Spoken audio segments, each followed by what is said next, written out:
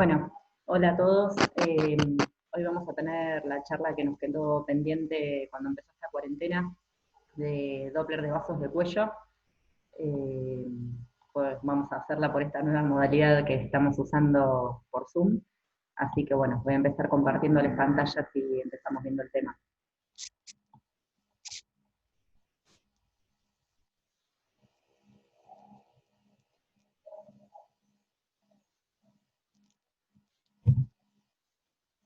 Bueno, vamos a empezar hablando de nuevo, como ya hicimos en la otra charla de Doppler, ya que de Doppler no tenemos muchas, y hay muchas que todavía no rotaron por Doppler, hablando de algunas generalidades, igual que hice en lo de abdomen, voy a tratar de hacerlo breve, así no se nos hace pesado, pero nunca está de más poder recordarlo. El ultrasonido Doppler, bueno, consiste en una técnica especial que evalúa la circulación de la sangre a través de los vasos sanguíneos, incluyendo arterias y venas más importantes del organismo a nivel abdominal y periférico. Tenemos los tres tipos de Doppler: el Doppler de color, el de energía o power y el espectral. El Doppler color, que es el que convierte la señal en un conjunto de colores para visualizar velocidad y dirección del flujo, además de relleno vascular.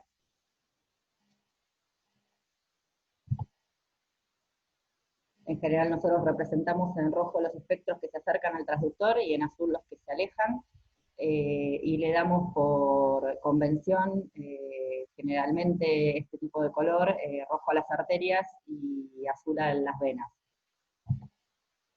El Doppler de energía es una técnica más avanzada y más sensible que va a brindar más detalle. En general lo usamos para ver la vascularización dentro de los órganos, pero no sirve para determinar dirección del flujo, solamente para determinar el relleno vascular. En algunos equipos puede representarse en gamas de colores naranjas o colores verdosos. Y el Doppler espectral, que exhibe las mediciones de flujo de manera gráfica en función de la distancia recorrida por unidad de tiempo, o sea que lo que vamos a obtener es la velocidad con la cual la sangre circula dentro de ese vaso. Según el equipo, esto puede estar mensurado en centímetros segundos, que es lo que comúnmente usamos, pero bueno, puede haber algunos equipos que estén seteados en metros segundo y deberemos hacer la conversión. Las variables para optimizar el Doppler, color y espectral, que también ya las hemos visto, pero vamos a recordarlas. La frecuencia de exploración, que determina la resolución de la imagen axial y la profundidad de exploración. Eso lo sabemos nosotros porque ya en ecografía 2D trabajamos con transductores de diferentes frecuencias y sabemos todos que a mayor frecuencia, como son los transductores lineales, vamos a tener más resolución pero menos penetración, menos profundidad, no vamos a poder evaluar órganos profundos. Y al revés, ¿sí? A menor frecuencia, mayor profundidad, pero menos resolución. La ventana de color, en la cual vamos a tener a mayor caja, menor calidad de imagen, pero sí vamos a poder localizar en una situación panorámica los vasos a estudiar, y una vez identificados vamos a tratar de achicar esa ventana para tener la máxima resolución espacio-temporal posible. El ángulo de incidencia con el que trabajamos nosotros es entre 0 y 60 grados para conseguir la mayor sensibilidad posible en cuanto a la velocidad que vamos a evaluar. El volumen de la muestra, que es la región del haz del ultrasonido sensible a los cambios de frecuencia Doppler espectral, que es la cajita pequeña que se encuentra en el medio de la ventana. Esta solo puede modificarse en su eje axial. Y se usan volúmenes estrechos para vasos pequeños y volúmenes más grandes para vasos de mayor calibre. Esto lo modificamos para excluir las señales no deseadas, es decir, señales de otros vasos que estén próximos. El mapa de color, que se asigna a cada frecuencia Doppler detectada, como dije anteriormente, rojo para flujos que se acercan al transductor y azul para flujos que se alejan. También vamos a ver colores más nítidos, donde el flujo sea más laminar, digamos que no haya turbulencias, que será en el centro del vaso, y flujos que van a variar o tener un pequeño aliasing más cerca de las paredes. ¿Sí? Ahí va a aumentar por ahí van a aumentar los tonos o van a variar los tonos, y bueno, y el tono va a indicar la dirección y el brillo la velocidad media del vaso. Después tenemos la escala o frecuencia de repetición de pulso o PRF, En el Doppler se transmite un pulso de ultrasonido que una vez que llega, digamos, al vaso que vamos a evaluar, vuelve al transductor, lo cual está determinado por la profundidad del órgano a estudiar. Y su modificación está unida a la escala de la frecuencia del analizador espectral, por lo que también, bueno, como dije, se llama escala de color o rango de velocidad. Debe regularse para que la velocidad que quede representada nos entre dentro de la ventana del ecógrafo que estamos evaluando. Si la velocidad de la sangre sobrepasa al PRF, nos va a aparecer un fenómeno como de imagen en espejo invertida, o sea, va a aparecer la punta de la onda, o sea, el pico sistólico por debajo. Entonces acá vamos a bajar nosotros, a subir, perdón, la frecuencia para que los flujos puedan quedar representados dentro de la ventana. En general vamos a usar PRFs o escalas más bajas para flujos lentos, para poder ver el flujo justamente, y PRFs más altos para los flujos más rápidos para que puedan quedar representados. La inversión de color, sí, que esto lo vamos a usar porque por protocolo nosotros tenemos la necesidad de poder representar en las fotografías que enviamos algo que sea representativo para el colega que lo recibe, y entonces en general siempre representamos los flujos arteriales como positivos o hacia arriba de la ventana, y esto nosotros vamos a saber si con el transductor estamos evaluando, según la dirección en la cual lo apoyemos, flujos que vienen o flujos que se van del transductor. Pero bueno, por convención vamos a dejar representados los flujos arteriales en positivo. La ganancia de color y espectral, que puede aumentarse o disminuir la saturación del color a nivel óptimo, así como ajustarse los tonos de grises del espectro representado. Esto se refiere a la ganancia tanto como tenemos para el 2D, nosotros aumentamos o bajamos la ganancia para ver más oscuro o más claro.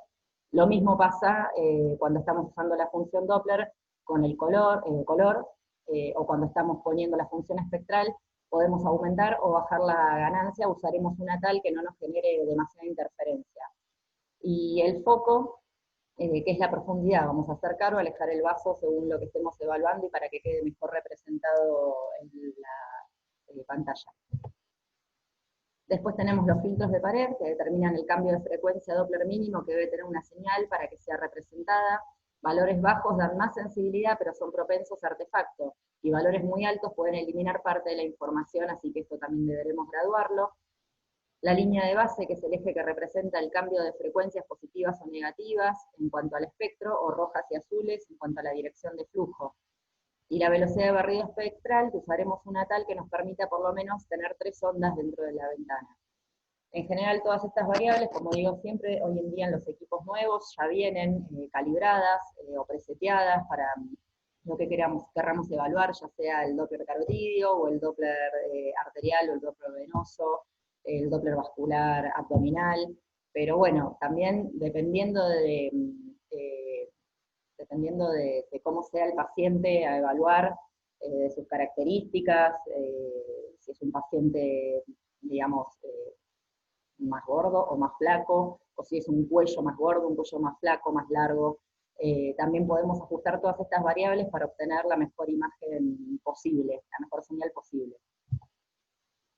En cuanto a las utilidades, sirve para evaluar obstrucciones en el flujo sanguíneo, detectar la presencia de trombos, para ver estrechamientos de los vasos, detectar la presencia de placas, para evaluar tumores o malformaciones congénitas, y en trasplantes para evaluar evolución favorable o rechazo, y también en cuanto a lo que es la cirugía vascular, para evaluar los stents, o los catéteres que se colocan, y poder ver que haya una buena coaptación del catéter con los vasos, y que no se generen obstrucciones.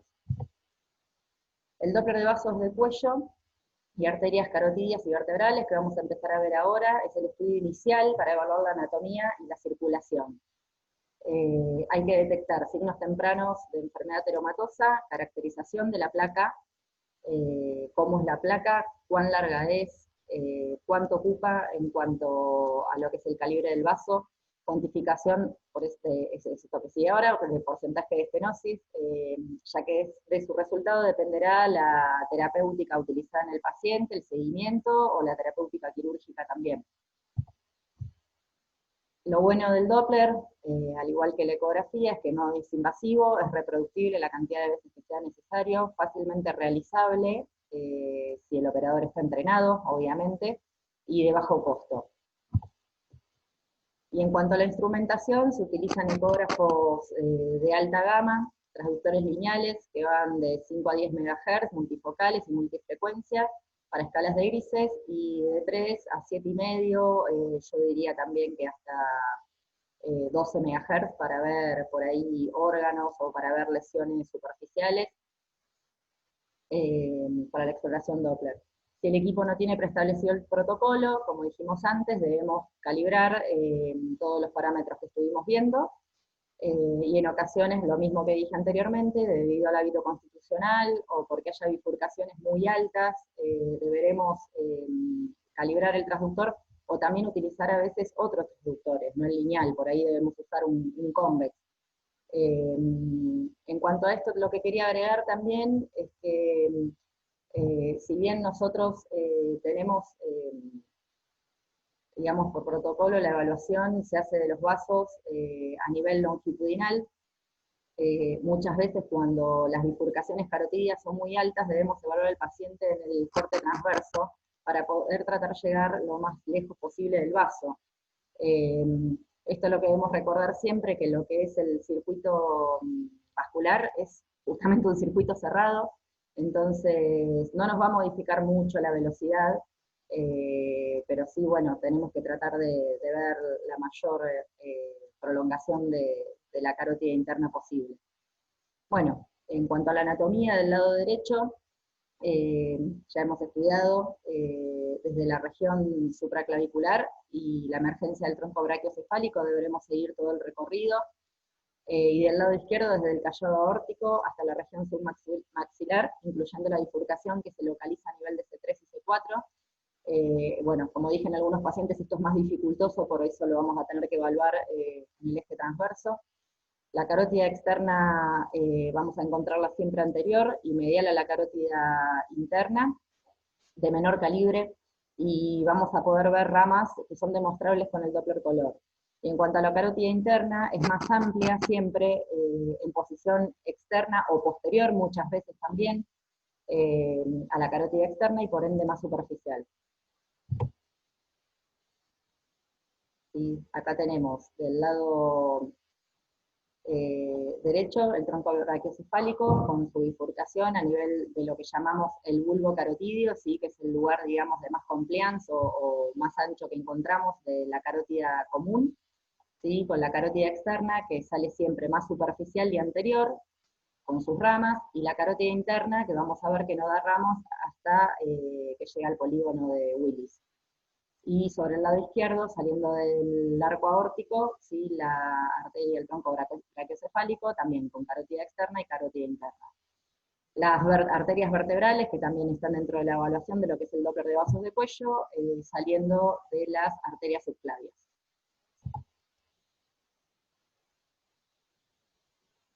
Esta es una vista lateral y posterior, en la cual vemos la arteria vertebral pasando por dentro de los agujeros de las apófisis transversas cervicales.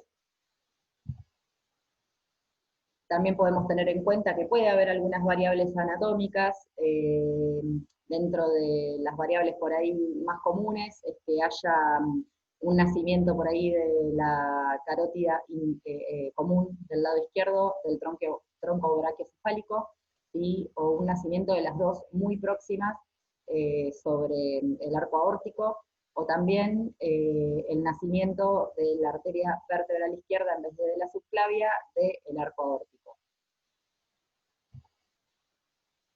Bueno, el examen ecográfico se va a realizar primero en escala de grises, o sea, con la ecografía 2D, en sentido axial, o sea, en sentido transverso, ¿sí? Desde la región supraclavicular hasta la submaxilar, recorriendo toda la carótida común, su bifurcación, a nivel vulvar, en carótida interna, carótida externa, y ahí podremos identificar si la dirección de la carótida interna va a ser más externa o posterior, ¿sí? Ubicaremos la bifurcación y las ramas principales, veremos la presencia de cambios parietales, engrosamientos, placas, Luego continuaremos con el Doppler color y por último con el análisis espectral. Sí, esta es la evaluación en el eje transverso, como sabemos, y en el eje longitudinal. Lo primero a evaluar cuando hacemos solo ecografía sobre los vasos carotídeos en el corte longitudinal será la pared arterial normal, ¿sí? Lo que tenemos que evaluar nosotros es el engrosamiento de las dos líneas que se encuentran entre las dos líneas hiperecogénicas, que están separados por una hipoecogénica. La primera va a representar la interfase de la luz de la íntima, ¿sí? Hacia el lado de la circulación. La hipoecoica corresponde a la túnica media, y la hiperecogénica restante, más externa, corresponde a la interfase de la media con la adventicia. Esta evaluación del engrosamiento medio intimal se realiza en el tercio medio de la carótida común en forma bilateral. El primer signo de ateroma detectable por ecografía es el engrosamiento de esta capa, de la íntima. Las mediciones del complejo, como dije, se realizan en el tercio medio de la carótida común. El espesor normal puede variar entre 1 milímetro y 1,2 milímetros, siendo óptimo menor a 0,8. Pero esto también será tomado en cuenta con otros factores de riesgo del paciente. O sea, no es que se determina que un paciente no tiene este espesor aumentado solamente con la medición, sino que habrá que tener en cuenta también la edad del paciente, signos de hipertensión, el nivel de colesterol y triglicéridos en sangre. Es una evaluación que después la llevará a cabo el cardiólogo, pero sirve que nosotros tomemos esta medida de la mejor manera posible para que en el paciente que tenga un alto riesgo a generar placas se pueda hacer un seguimiento a posteriori. Bueno, como les dije recién, entonces, la primera capa hiperecogénica más próxima, digamos, a la luz vascular, la íntima, la hipocoica que queda en el medio, es la estructura miointimal y la túnica adventicia, ¿sí? La medición la vamos a hacer por dentro, digamos, de las dos paredes hiperecogénicas. Acá está hecha la medición. La que vamos a tomar en cuenta es esta, la que se hace sobre la cara posterior. Acá, como les decía antes, este es un paciente que tenía un índice medio intimal de 0,47, ¿sí? De 38 años. Se ve la carótida común, donde se realiza la medición, ¿sí? El bulbo y la bifurcación de la carótida interna y externa. Este es otro paciente de 47 años con un valor de 1,01 milímetros, o sea, mayor a 1, y de acuerdo a la edad, era un paciente de 47 años, el valor normal sería de 0,58. Bueno, análisis espectral y Doppler color. La carótida interna lleva sangre al cerebro, por lo que posee baja resistencia, con un pico sistólico amplio, flujo diastólico abundante y continuo, o sea que lo vamos a ver en toda la fase del ciclo cardíaco. Es más amplia, como dijimos, y situada en posición externa o posterior a la carótida externa. La carótida externa tiene una onda con un pico más agudo, irriga músculos faciales, cuero cabelludo, y tiene un lecho de alta resistencia, por eso tenemos mayor variabilidad entre el pico sistólico y el fin de diástole, donde vamos a hacer la medición de resistencia. Y en la diástole muchas veces tiene hasta escaso o nulo flujo en algunos pacientes. Es anterior y medial en relación a la carótida interna y de menor calibre, y puede observarse emergencia de ramas, demostrables con Doppler color. En cuanto a la carótida común, tiene un flujo compartido entre estas dos anteriores, ¿sí? Lleva el 80% de su sangre hacia la carótida interna y solo un 20% para la carótida externa. Tiene valores máximos sistólicos anchos y una cantidad moderada de flujo a lo largo de toda la diástole también. En la sístole, en cuanto al Doppler color, es evidente, ¿sí? En la carótida interna y en la carótida externa, como en una, ¿sí? Desaparece el flujo y en la otra continúa durante todo el ciclo. A su vez también, cuando vemos las dos arterias con el Doppler color, podemos ver que la carótida externa es como que parpadea intermitente todo el tiempo. Eso también es otro signo de que no tiene flujo continuo durante todo el ciclo, como la interna. Los cambios en el espectro se manifiestan recién por arriba del 50% de obstrucción. El riesgo de ACV por compromiso del flujo no embólico no se produce hasta que la estenosis no sea mayor del 75-80%. En pacientes con estenosis de alto grado, entre un 70 y 99%, los cuales tienen mayor riesgo de ACV ipsilateral en los siguientes 5 años, lo que se puede prevenir con andarterectomía, aumentando la sobrevida en forma significativa. Y si existe discrepancia entre el Doppler y la imagen, se tratará de resolver con el color. O sea que si nosotros, en cuanto a lo que es la velocidad, tenemos alguna discrepancia, con que veamos que el flujo está dentro del vaso con el Doppler color, sería suficiente. Esto se los digo porque muchas veces por ahí cuando evaluamos pacientes en terapia, con toda la aparatología que tienen colocada entre la vía y el respirador y demás, se hace muy difícil poder tomar quizás una velocidad, pero si tenemos Doppler color, con que informemos por lo menos que el flujo está presente, es suficiente para poder realizar un informe. En cuanto al Doppler color, bueno, acorta el tiempo de exploración, especialmente útil en vasos tortuosos, difíciles de ver, o en estenosis de alto grado, con reducción del canal de flujo. El aumento de velocidad cercano a una estenosis y a nivel de la misma genera un fenómeno de aliasing o mosaico de colores, y la falta de color y la detección de un trombo que llena el vaso permite establecer el diagnóstico de oclusión. En el caso de controles post-endarterectomía, las paredes suelen ser más gruesas y ecogénicas, generando turbulencia espectral con saturación de la señal color, lo cual no debe confundirse, debiendo tenerse en cuenta solo la permeabilidad del vaso. Con que el vaso esté permeable, esto se informará así. En cuanto a las endoprótesis como estén, debe verse todo el trayecto y determinar la coaptación de la malla a la pared del vaso, especialmente en los extremos, demostrándose permeabilidad con el color, y tener en cuenta que se altera per se la distensibilidad del vaso, lo que aumenta las velocidades sin que exista estenosis residual. Por eso en estos casos es mucho más útil estudiar a estos pacientes con Doppler color que con el Doppler espectral. Bueno, vamos a hablar un poco de las placas. En cuanto a las placas, se debe examinar en corte transversal y en corte longitudinal. En el transversal para ver el grado de estenosis que generan sobre el vaso, y en el longitudinal porque también debemos informar la extensión que ocupa. Esto informaremos, creo que viene en otra diapo después, pero bueno, informaremos si ocupa X distancia o el tercio medio, o el tercio, o el origen, o el tercio distal, o la región del bulbo, en lo que es carótida común, o toda su extensión. O también si está en el origen de la carótida interna, desplegada desde el bulbo, o en carótida externa. Tenemos que analizar, como dije, localización, extensión, la ecogenicidad, el aspecto de la superficie del trombo, de la placa, perdón. La ecogenicidad va a depender de su composición, si son cálcicas, si son fibrocálcicas, fibrolipídicas, mezcladas. Si son hipoecogénicas serán lipídicas, y si tienen áreas líquidas que podrían ser zonas de hemorragia intraplaca. Las clasificaremos en homogéneas, según estas características, o heterogéneas. Estas son más frecuentes en los AIT y en los procesos embólicos.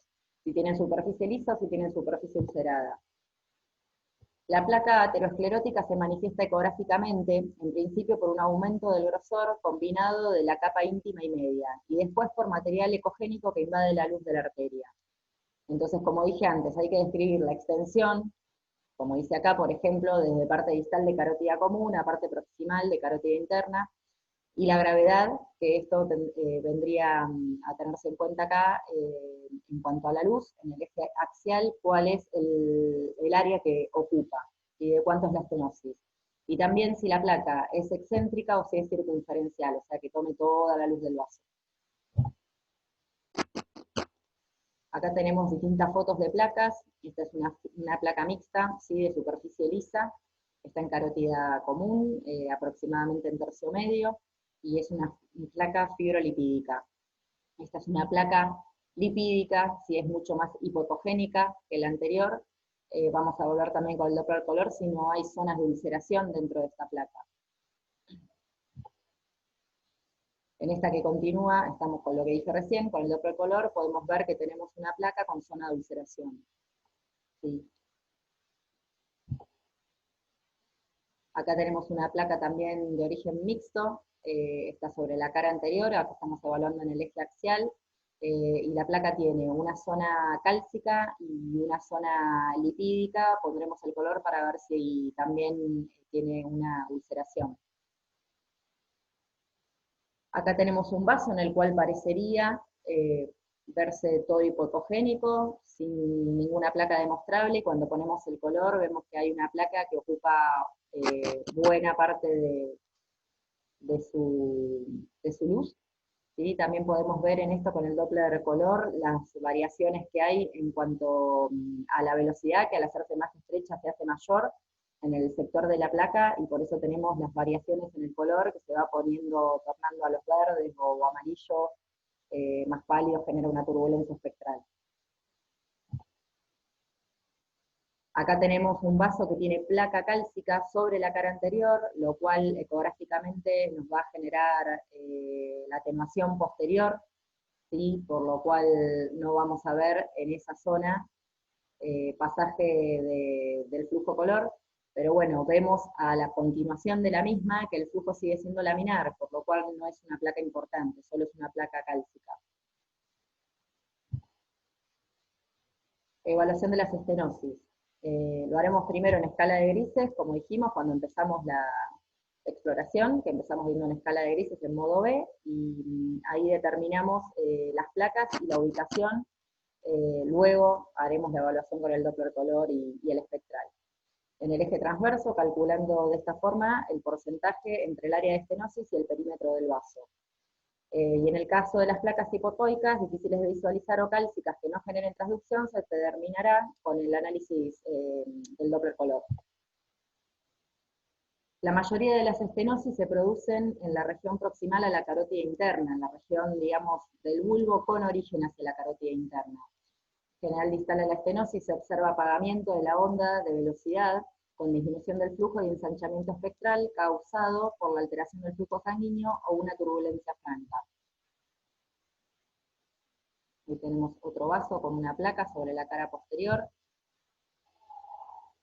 Acá se hizo la medición de la luz entera del vaso, digamos, de todo su vaso, del vaso entero, y luego de su luz. Los equipos ya sacan con estas mediciones, o nosotros lo que hacemos acá es por ahí tomar todo el área y tomar después el área residual y saca el porcentaje de estenosis.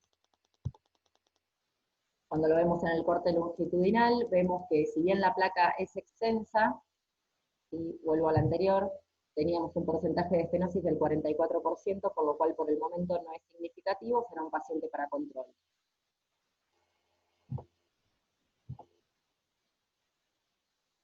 Acá tenemos la arteria carótida común con Doppler color evaluado, ¿sí? Vemos la turbulencia espectral que genera y las variaciones de color, y en la misma zona evaluada con el AngioPower, en la cual si bien no nos va a determinar dirección, pero vamos a ver mejor todavía el relleno del vaso.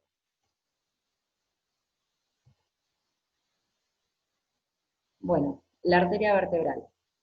En cuanto a lo que es la arteria vertebral, como dijimos, es una arteria que emerge de ambos lados de las subclavias, tanto derecha como izquierda, y nosotros vamos a encontrarla en la posición que encontremos, la carótida común con el transductor en el corte longitudinal, ¿sí? Haciendo no un movimiento de barrido, sino solamente un movimiento de angulación. Hay muchos médicos, sobre todo los cardiólogos que hacen Doppler, que por ahí se sitúan en la cabecera del paciente, les es más cómodo trabajar así. También ellos están acostumbrados a trabajar con el paciente del lado izquierdo, no del derecho como nosotros, ya que deben evaluar el corazón, así que por ahí están más acostumbrados a cambiarse de posición. Nosotros tenemos un consultorio ya armado con un paciente que lo vemos siempre a nuestra derecha, porque por ahí no hacemos solamente Doppler de vasos de cuello, sino que, bueno, hacemos evaluación de ecografía general, entonces no vamos a estar cambiando camilla del lado del paciente ni cambiando nuestras sillas, que muchas veces no nos entra casi en el consultorio.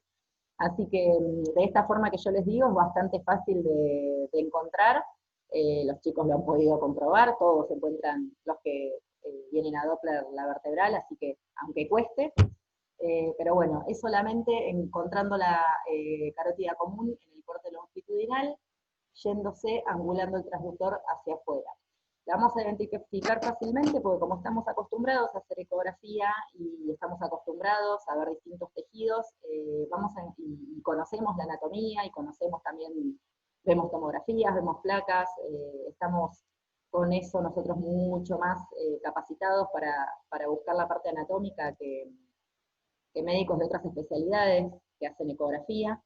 Entonces, bueno, lo que debemos recordar siempre es que lo primero que vamos a encontrar al angular el transductor es los cuerpos vertebrales cervicales, que se van a ver más anchos, e inmediatamente posterior a esto vamos a ver un pequeño lumen vascular hipocogénico que se va cortando por la señal que genera la apófisis transversa de la cervical.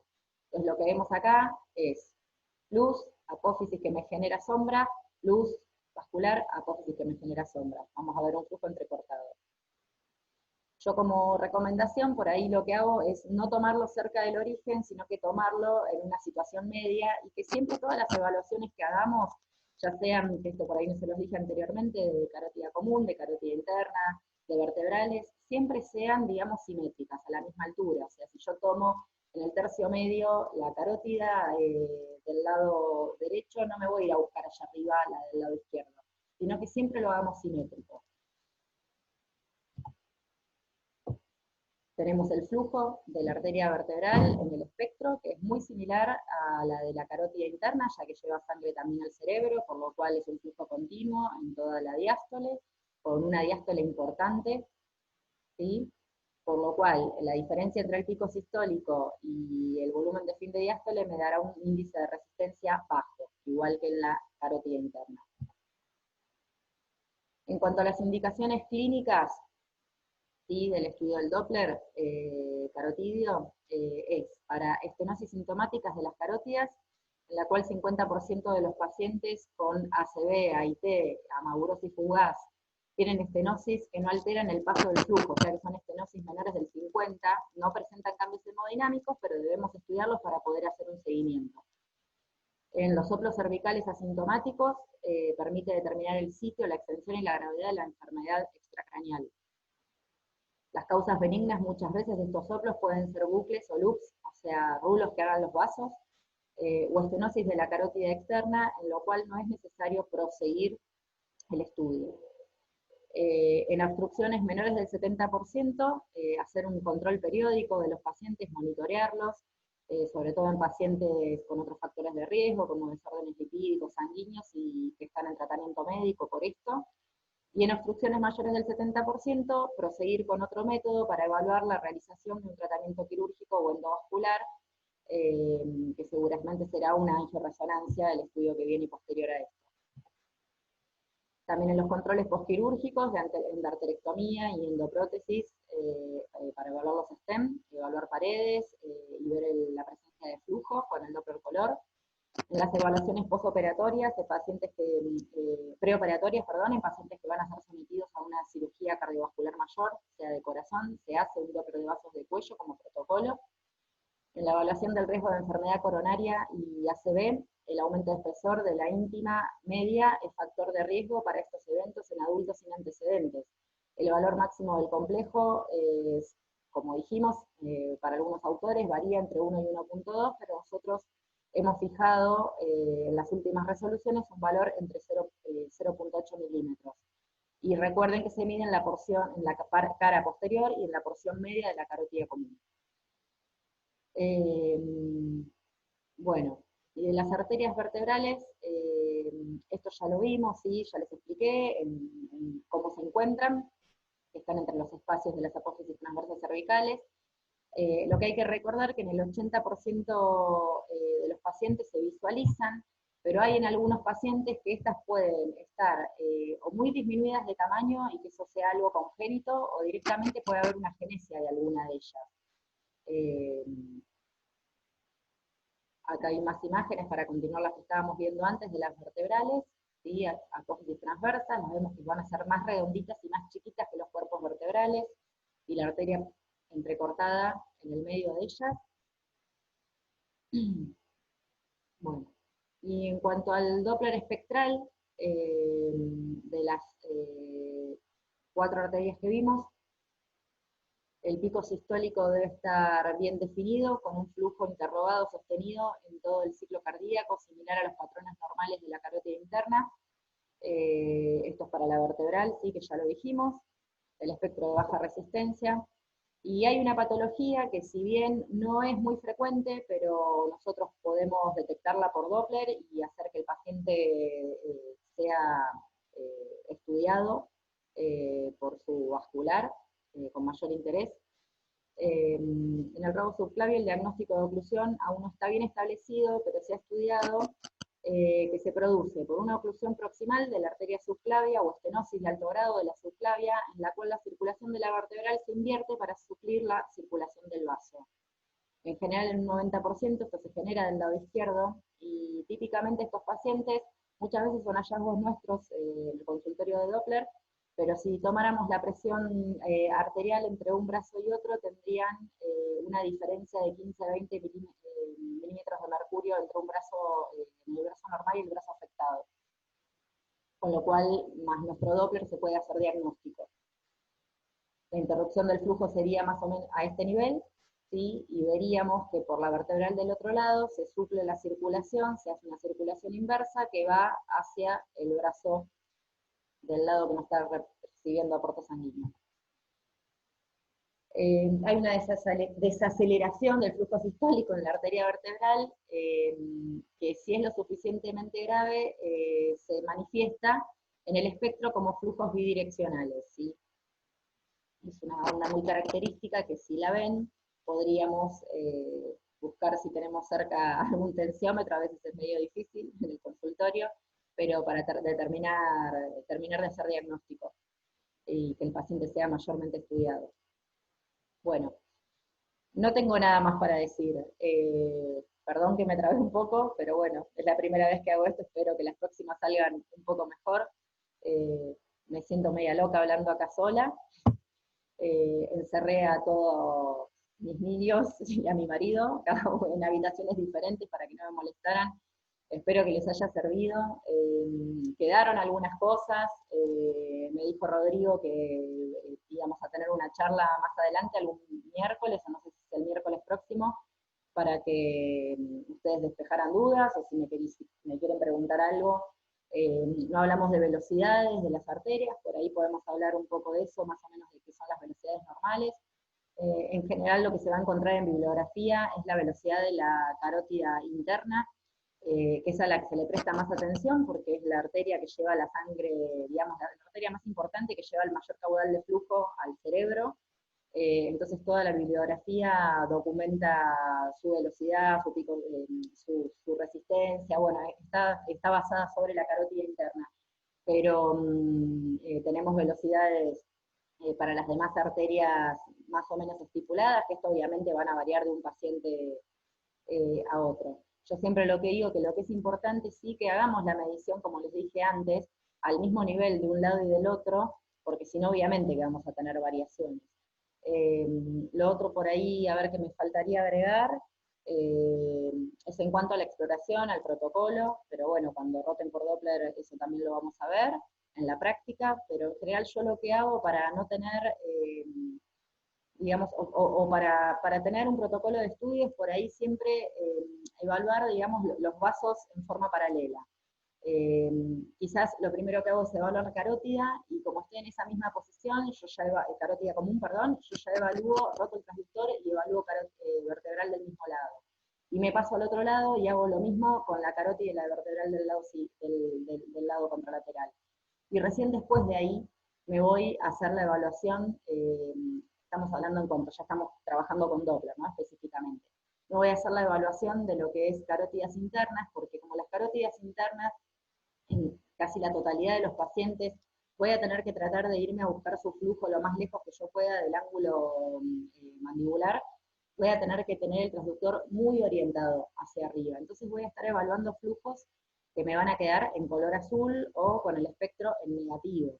Y como les dije, que por convención, para mandar las arterias en positivo en el registro fotográfico y para que nosotros estemos viendo flujo positivo, yo voy a usar la inversión de función en cuanto a esto. Entonces, si estamos evaluando la carótida, después vamos a la interna, después vamos a la vertebral, y nos hacemos una mezcolanza que quizás pasemos por alto, esto no tan frecuente que era del robo subclavio, pero que se encuentran. Entonces, tenemos que tener una metodología de orden de estudio. Bueno, nada, no quiero aburrirlos más, y muchas gracias por la atención, nos estamos viendo.